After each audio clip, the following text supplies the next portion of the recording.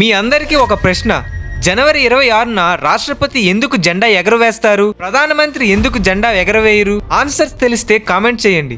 తెలియకపోతే ఈ వీడియో ఆఖరిలో చెప్తా. లాస్ట్ వరకు వీడియో చూడండి. 1947లో మనకు స్వాతంత్రం వచ్చింది. అప్పట్లో మనకు సొంత చట్టాలు లేవు. బ్రిటిష్ వారు చేసిన చట్టాలనే అనుసరించేవారం. మన దేశానికి చట్టం ఉండాలని అంబేద్కర్ నాయకత్వంలో రాజ్యాంగాన్ని రాశారు. ఆ రాజ్యాంగం 1950 జనవరి 26న అధికారికంగా అమల్లోకి వచ్చింది. దీన్నే గణతంత్ర దినోత్సవం అని పిలుచుకుంటాం. గణతంత్రం అంటే ఏంటి అంటే దేశాధినేత వంశ పారంపర్యంగా కాకుండా ప్రజల ద్వారా లేదా ప్రజలు ఎన్నుకున్న ప్రతినిధుల ద్వారా ఎన్నికయ్యే వ్యవస్థ. ఆ రోజు నుంచి భారతదేశం బ్రిటిష్ పరిపాలన నుంచి పూర్తిగా విముక్తి పొంది ఒక స్వతంత్ర గణతంత్ర దేశంగా అవతరించింది. మరి జనవరి 26నే ఎందుకు ఎంచుకున్నారు?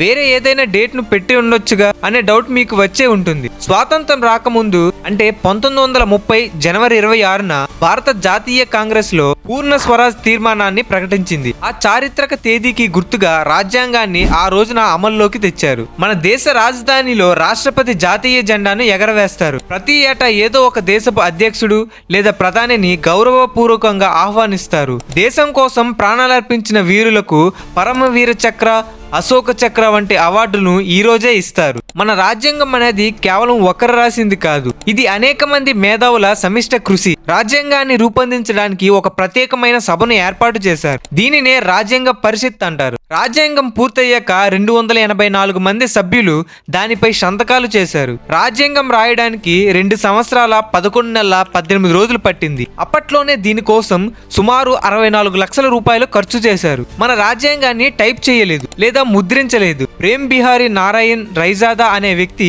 తన చేతి రాతతో అందంగా రాశారు. దీనికోసం ఆయన ఒక్క రూపాయి కూడా తీసుకోలేదు. కానీ ప్రతి పేజీ మీద తన పేరు, చివరి పేజీలో తన తాతగారి పేరు రాసుకోవడానికి అనుమతి కోరారు. 1950 జనవరి 24న రాజ్యాంగ పరిషత్ సభ్యులు రాజ్యాంగంపై సంతకాలు చేసినప్పుడు బయట భారీ వర్షం కురిసింది. అది చాలా శుభసూచకమని అప్పట్లో అందరూ భావించారు. రాజ్యాంగం రాసే క్రమంలో సుమారు 2000 సవరణలు చేశారు.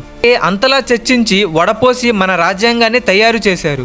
ప్రశ్నకు సమాధానం: రాజ్యాంగం ప్రకారం దేశానికి రాష్ట్రపతి ప్రథమ పౌరుడు కాబట్టి జనవరి 26న రాష్ట్రపతి జెండాను ఎగరవేస్తారు.